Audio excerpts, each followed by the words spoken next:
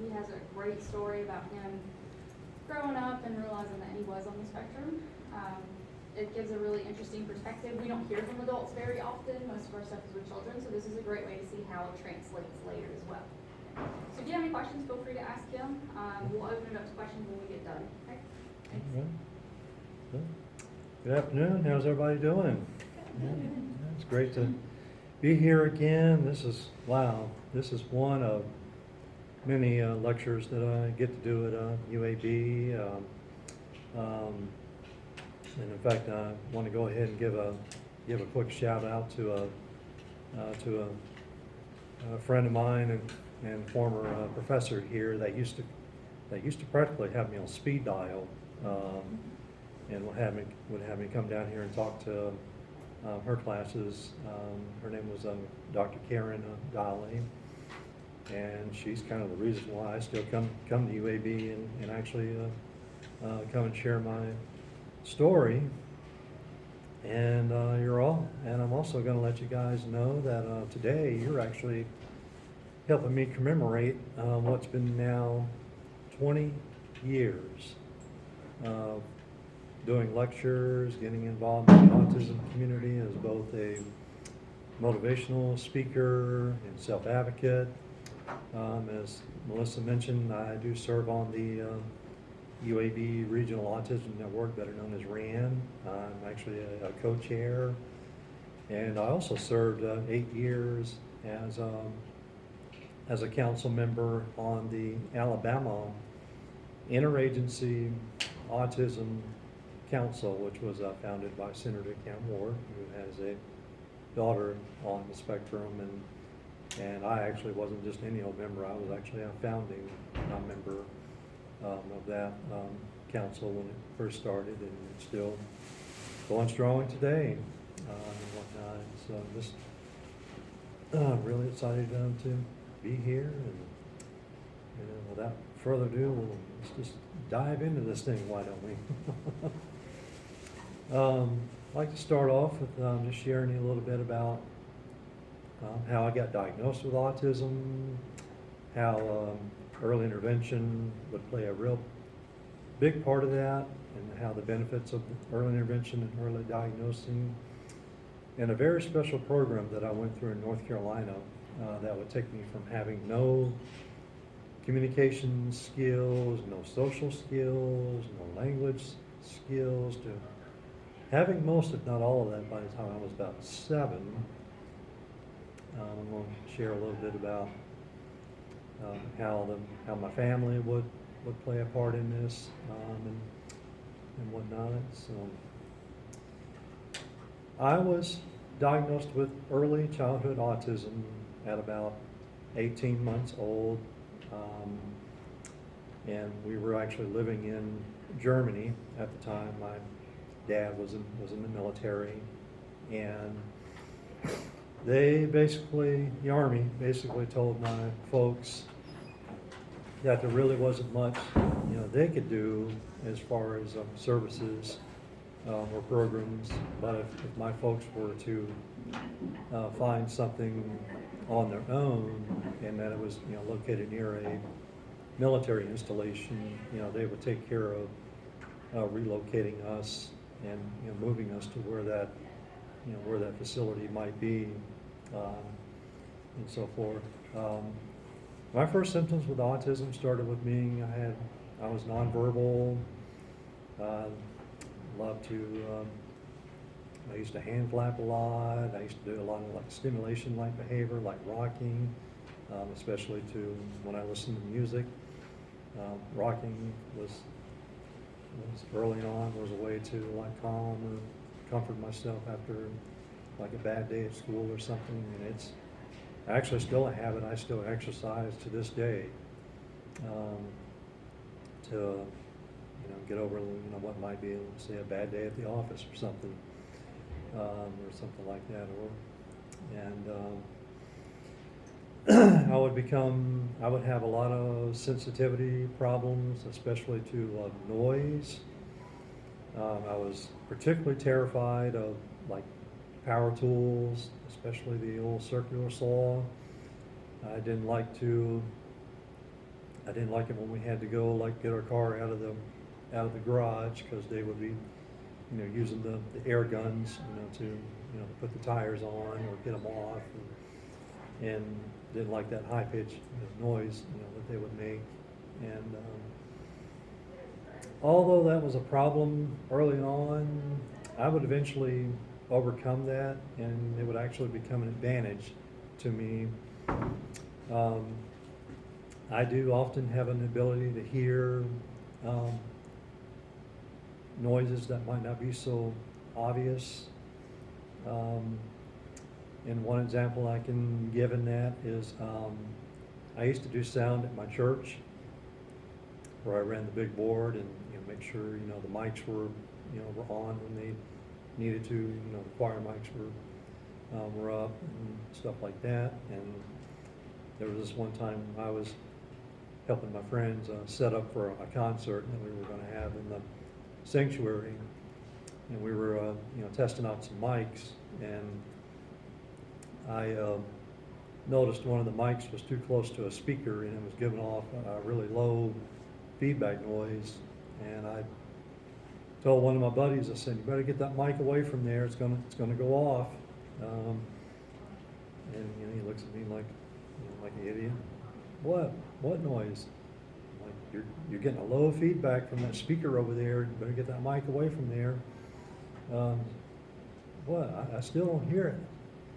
Like, dude, trust me. Well, I get busy doing something else, and somebody knocks it over, and shrew, and I hear a choice word, and it's like, yeah, that's the one I tried to tell you about 10 minutes ago. I would become very stringent in my schedule and organizational needs. I would get upset many times if something got changed, or something was moved around in the bedroom. I am very organized, almost probably borderline OCD. Things like your calendar on your phone and on the computer are just like some of the greatest gadgets around. I often tell folks going to like Office Depot is like Toyland sometimes. But those are some of the beginnings of what autism was like for me. And now I'm going to get into some of the more positives of autism. As I mentioned early on, I love music a lot when I want to rock, and music again was a way to calm or comfort myself. But I also use music a lot to celebrate accomplishments, or to really help me get through some tough times. And one of the examples I'll share with you on that is I am a big fan of the movie Rocky, all the way one to the last. Rocky IV being my favorite of all, because when I was old enough, that's the one that I got to go see in the theaters and whatnot. But the song "Eye of the Tiger" has always been like a theme song for me. And whenever I got something I'm looking forward to, even coming to talk to you guys today, I sometimes I have to listen to some Rocky music, like "Eye of the Tiger," and stuff like that. And it just so happens, I don't know if anybody is there old enough to have seen Rocky, but there's a distinctive scene in every one of those movies where Rocky runs the steps in Philadelphia at that museum, and always does it, stance. It just so happens I had a 6-hour layover in Philadelphia while I was waiting to catch a plane to go to Ireland. And I thought, oh yeah, this is going to be a good opportunity to. I got the ultimate time killer here. So I left the airport and pulled up Google Maps to see where those steps were, and got on the train and headed downtown and found the steps and did my Rocky Run myself. And that was such a cool opportunity.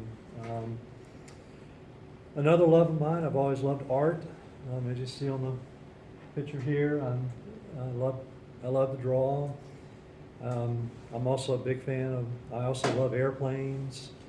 And just so happens I brought my book. I'll bring that here in a little bit. I used to do a lot of sketching and drawing, but not so much like nature things, or I drew like mechanical things. I love to draw planes. I used to love to draw maps. I used to love to draw kitchen appliances.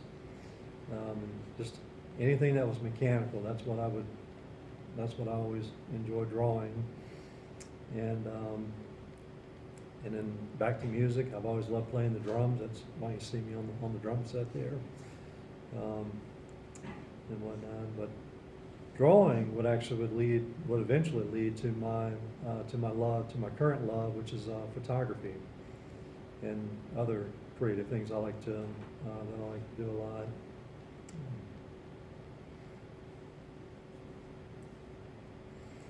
In this slide, I'm going to talk to you a minute about. This is why I feel like early intervention is so important, especially if you get diagnosed as early as I did, which I consider myself very lucky. When we came home from Europe and not knowing yet where we were going to go, we came back to Anniston, which is my hometown, and we decided we were going to stay with my grandmother for a few months until we knew where we were going to go from there as far as getting the services I was going to need. And my grandmother was just so heartbroken that I couldn't talk yet, and she really took that kind of hard. And so every night when she would put me to bed, she would persistently say mama to me. And after doing that just persistently, one night I said mama back to grandma when I was 2.5 at that time. And it was just, and that's how she got me to talk. And when I did start to talk, it was very just echolaic. I would just repeat, stuff that I might have heard her say, or something I might have heard on the radio or something, and whatnot. So, but that is why I share this slide, and why I really feel important, why early intervention is so important. The earlier you can get diagnosed and the assistance you can get, the better.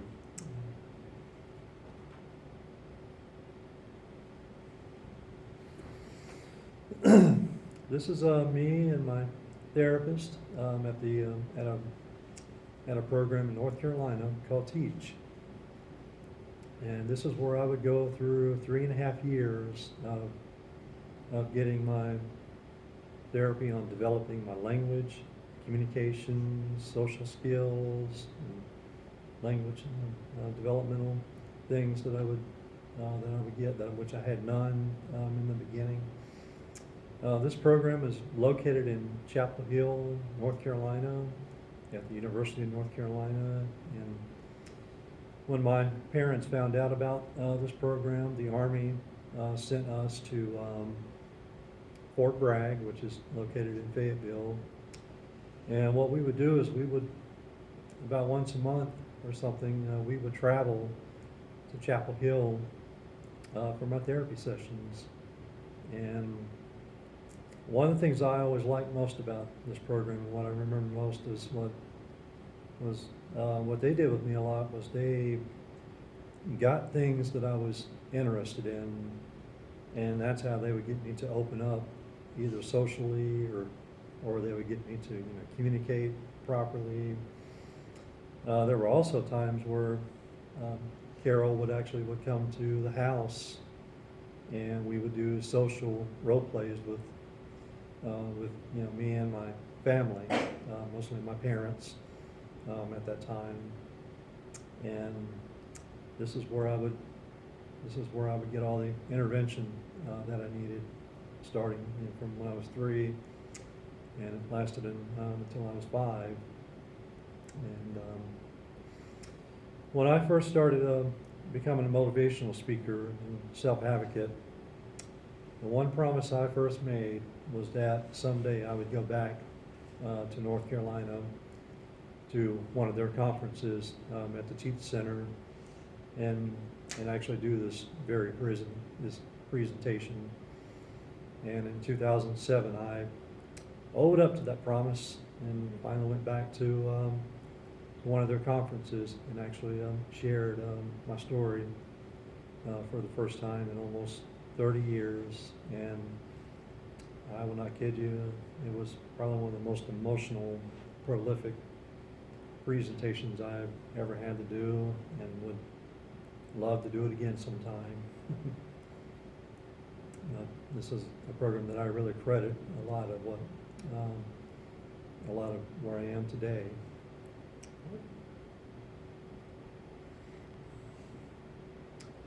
When that was over, we came back to Anniston, and at that time it was almost time for me to go into the first grade and actually start school. And it was recommended that I would be put into special ed classes, and I would remain there until I graduated. But when I got into my high school years, although I was in special ed, I was only in that class maybe an hour, if not maybe 2 hours. After that, I was upstairs with my own peers, doing things with my own classmates. And this is a picture of me playing basketball. I played on our junior varsity team for 3 years and even became the team manager until I graduated. And I also took art, and again, that's where my love for photography would originate from. And there I was able to continue my interest in my drawing and creativity skills that I have. And I also took speech and was on the drama team, and that was where I found my inspirations and aspirations to become a motivational speaker later on in life. And one of the things I loved about attending this particular school, I started at this school from the 3rd grade until I graduated, and this school went from K4 to 12th grade. And my mom put me in private school because I was just really having some hard times in public school and whatnot. I got disciplined for some stuff I didn't do and things like that. But when I got to this school that I talk about here, that's where a lot of that almost just like changed overnight. Here I was able to develop a really good support group of friends and teachers that I still keep in touch with on Facebook and whatnot, and that's been a really great way to reconnect with everybody that I really enjoyed being with. And some of these people I really credit a lot for the things I would do later in life. And I know some of you might think when you probably got out of high school, you'd be like, yay, no more books, no more this or whatever. For me, when I graduated, I actually got kind of depressed because I knew all those friends and social supports, that I once had were gone. And it's still something I still cherish to this day, and still, talk about. And as a matter of fact, over the Thanksgiving holidays, I actually got to go meet one of my old classmates that I hadn't seen since I graduated, and really just had a wonderful time of just, catching up and reminiscing on stuff. And another thing that was unique about this school that I attended, being it was a private school, most of our classes were small. Or like where you guys, your classes must probably had maybe 100 or more when I graduated. My class didn't have but 20. And the class before me didn't have but 8. I mean, that's just to give you an idea of how the sizes, would vary. I really enjoyed my years at Trinity, and I'd go back, I would do it again if I could. When I did graduate, I did go off to the Alabama School for the Deaf and Blind in Talladega, because along with being diagnosed with autism, I'm also visually impaired, and I don't drive anymore due to the condition I have with my eyes. And I would go there and take computer courses, and I would learn some office management courses, and that's what would eventually help me to eventually move to Birmingham and being on my own. And I would also move to Birmingham so that I could have access to the mass transit system, which I know here we don't have much, but but we have it. And that's how I would that's how I would build my independence, and that's how I would get my first apartment, despite people back home telling me I would never do that. In fact, I had one person tell me I was better off going to a group home, and doing that for maybe a little while.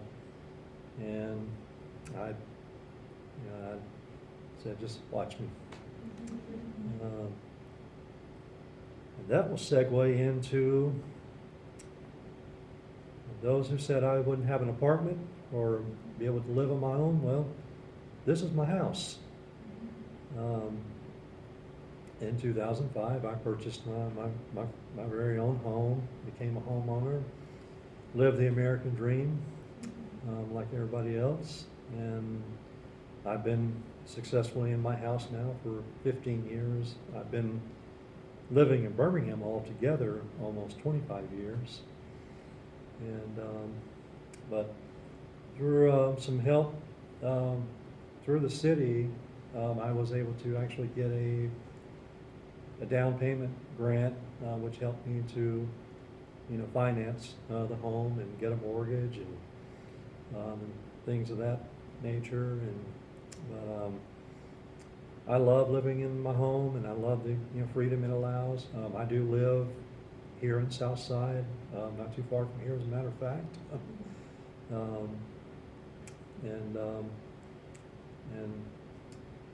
I can see Vulcan's pedestal from my driveway. If you ever want a good place to come watch the fireworks, my driveway is front and center. And whatnot.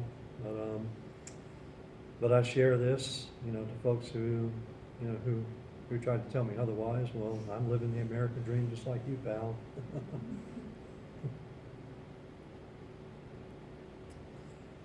For almost 25 years, I have been gainfully employed with the Alabama Department of Rehab Services as their receptionist and office manager. And I was actually a client of the department because of my vision impairment that I have. And it was actually when I first started working there that I started thinking about getting involved in the autism community like I am, and becoming a motivational speaker at some point. And I'm very happy to say a lot of my colleagues actually encourage that and support me in that. And the photo that you see here on the right is me getting an award for that.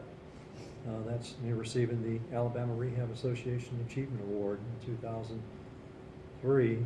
And that's just one of 3 awards that I would go on to get.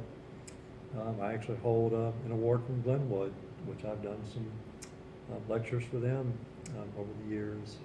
Good folks and whatnot. So, but this is where I've been working almost the whole time I've been living in Birmingham. And when I'm not working, I'm either, I once ran a DJ business that I did for about 10 years on the side.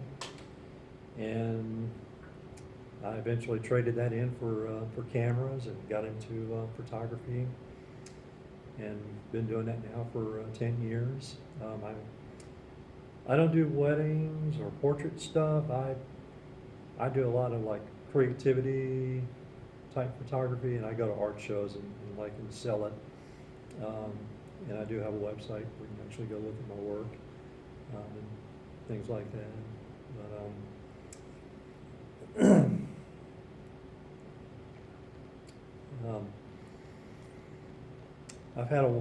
I've been blessed with a great life and a wonderful life. I have done some traveling over the years, and getting into my photography that way. I've been lucky enough to go to Hawaii. I've been to Ireland. I always wanted to go to Ireland to trace some of my family roots when I went, and of course, take in all of the photo opportunities that I would have. Is anybody here familiar with a photographer named Ansel Adams? No? Got one? Well, thanks to him, he's the reason why Yosemite Park, if you've ever been lucky enough to go there, I haven't been there yet myself, but it's on the bucket list. But he is the reason why that park is now the tourist attraction it is today. And he is the reason why I picked up a camera when I did. And from an artist perspective, I'm a big fan of Leonardo da Vinci because of his way of, because he was so into a lot of the mechanical, artistic stuff that I've always enjoyed doing and whatnot. And I've actually have recently got back into drawing again when I got a new computer that I can turn into a drafting table, which is what you see me doing here. That's actually me drawing the Birmingham airport in that picture. But that's the first, since I got this new computer, I have got back into drawing again for the first time in 25 years. And it's been a really, just a really great journey to see that again and revisit that, because drawing and photography do go together. And I have a friend of mine, he'll tell you, he'll say, yeah, that old boy can't see worth a darn, but he can take a darn good photograph. That's one of the running jokes that we have.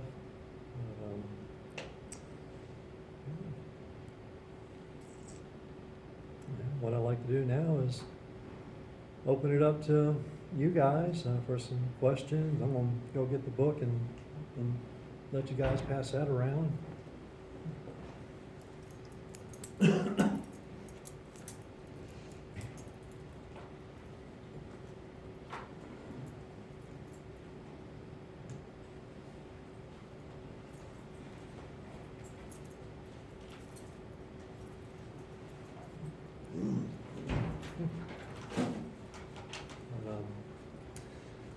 All right, well, who wants to go first?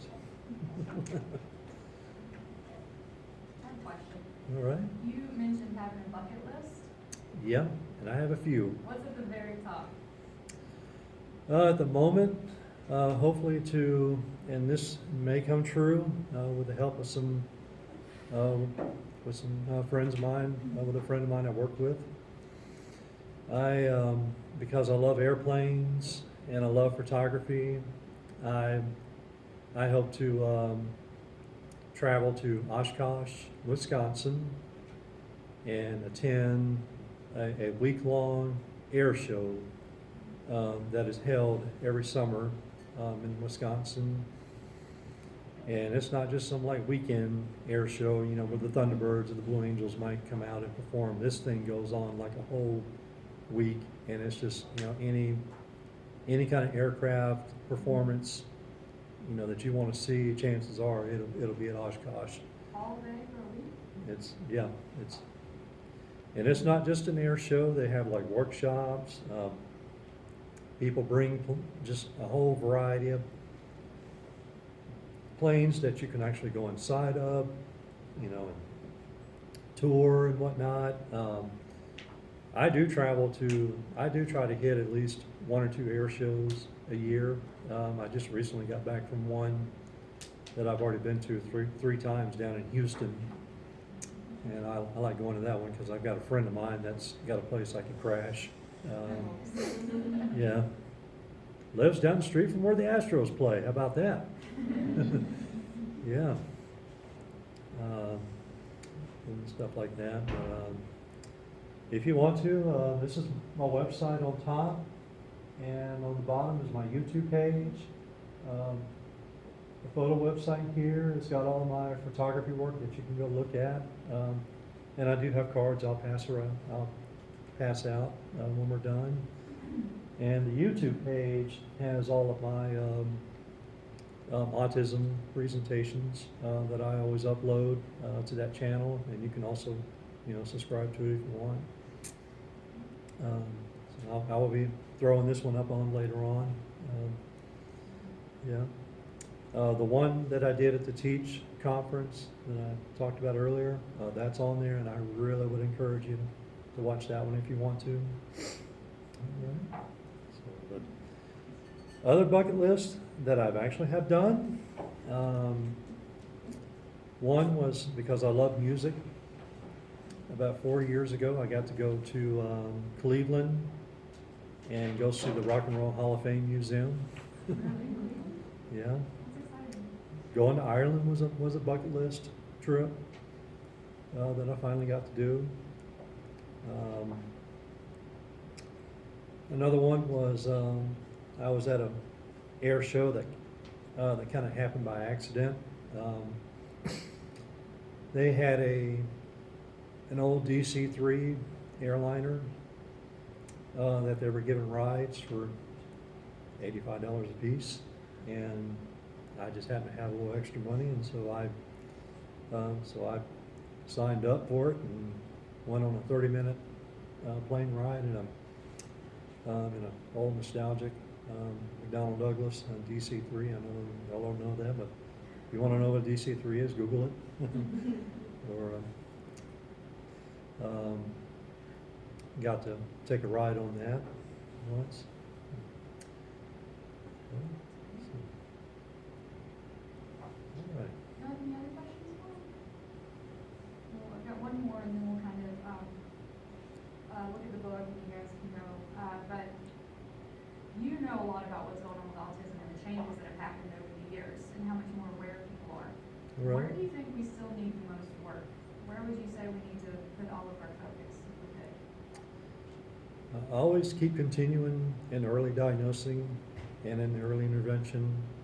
And from an adult aspect, we really need to also look at more of not just what's on paper, but what they really can do. I mean, it's always, you know, look at the interests that person might have.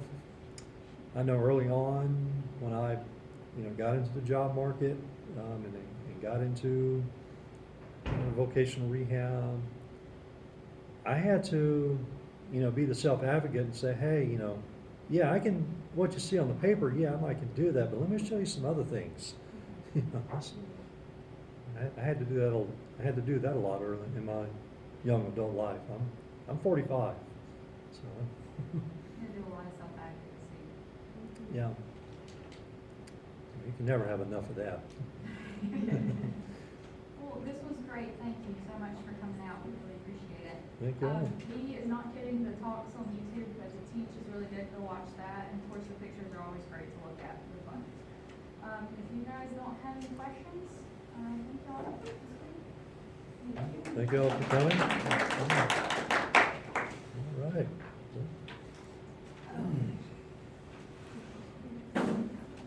And go Blazers.